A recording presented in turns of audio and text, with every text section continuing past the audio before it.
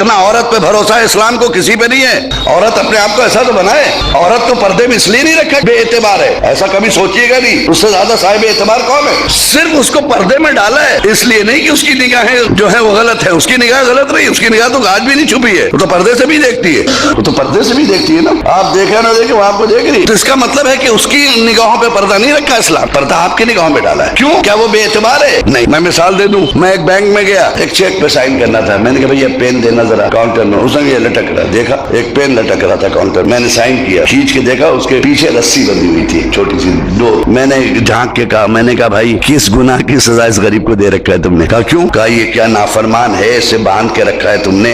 कहने नाफरमान कहाँ है वो, उसको जहाँ रख दीजिए वहां रहेगा, हमें फिर बांधा क्यों उसको? क्या इस पर भरोसा नहीं है? उसने कहा मौलाना इस पर तो 100% भरोसा है, आप पे नहीं है। आप पे भरोसा नहीं है, पता नहीं कब साइन करके जेब में रख लीजिए, इसलिए से बांध दिया गया है ना, इसलिए इसको बांधा गया है कि ताकि आपकी गलतियों से ये महफूज रहे।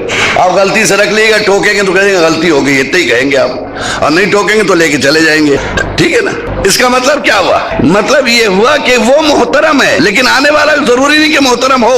अब मेरी बहनें अपनी अजमत तो पहचाने, खुदा ने उनको इसलिए पर्दे में नहीं रखा कि वो मोहतरम नहीं है, वो मोतबर नहीं है, वो मोतबर है। पर्दा इसलिए रखा है ताकि दूसरों की निगाहों से ये महफूज रहे, मर्दों की निगाहों से बचाया है।